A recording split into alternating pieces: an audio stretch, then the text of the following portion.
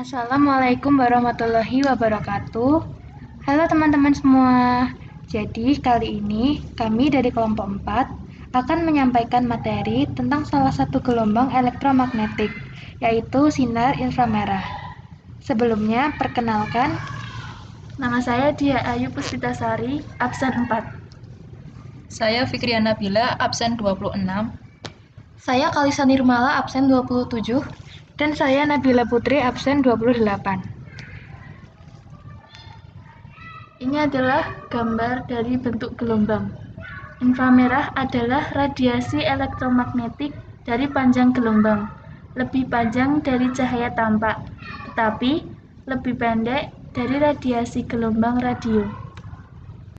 Yang berikutnya adalah karakter unik gelombang. Yang pertama adalah tidak dapat dilihat oleh penglihatan manusia. Yang kedua, tidak dapat menembus materi yang tidak tembus pandang. Yang ketiga adalah dapat ditimbulkan oleh komponen yang menghasilkan panas. Yang keempat, panjang gelombang pada inframerah memiliki hubungan yang berlawanan atau berbanding terbalik dengan suhu. Ketika suhu mengalami kenaikan, maka panjang gelombang mengalami penurunan. Berikutnya adalah macam-macam gelombang. Yang pertama, inframerah jarak dekat dengan panjang gelombang 0,75 sampai 1,5 nanometer. Yang kedua, inframerah jarak menengah dengan panjang gelombang 1,5 sampai 10 nanometer. Dan yang ketiga, inframerah jarak jauh dengan panjang gelombang 10 sampai 100 nanometer. Berikutnya ada manfaat gelombang. Yang pertama di bidang kesehatan. Nomor 1, menjaga resiko gagal jantung. Yang kedua, mengembalikan cairan tubuh yang hilang. Yang ketiga, menjaga kesehatan kulit. Yang keempat, menghilangkan nyeri di tubuh. Yang kelima, menjaga kesehatan liver dan ginjal. Dan yang terakhir, mengobati penyakit cacar.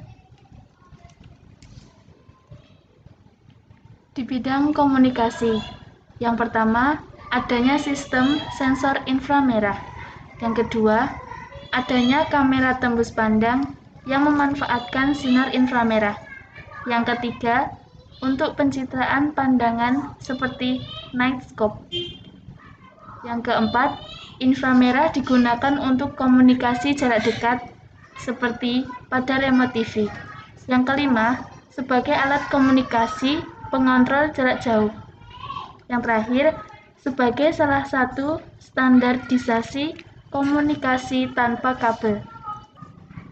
Berikutnya adalah di bidang keruangan.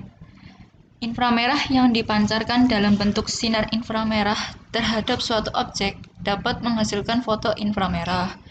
Foto inframerah yang bekerja berdasarkan pancaran panas suatu objek dapat digunakan untuk membuat lukisan panas dari suatu daerah atau objek.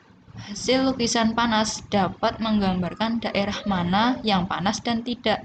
Suatu lukisan panas dari suatu gedung dapat digunakan untuk mengetahui dari zona bagian mana dari gedung itu yang menghasilkan panas berlebihan, sehingga dapat dilakukan perbaikan-perbaikan yang diperlukan.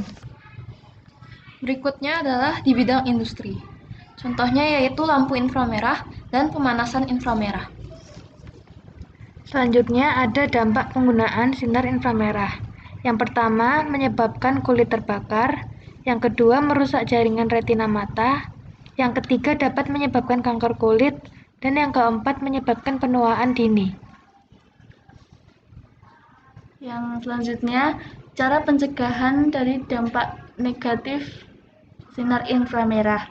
Yang pertama, mengurangi pemakaian barang yang dapat memancarkan sinar inframerah.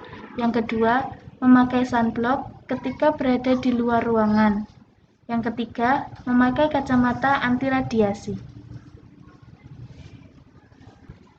Sekian materi yang dapat kami sampaikan. Bila ada pertanyaan, silakan tulis di kolom komentar. Terima kasih sudah menonton. Kurang lebihnya mohon maaf. Wassalamualaikum warahmatullahi wabarakatuh.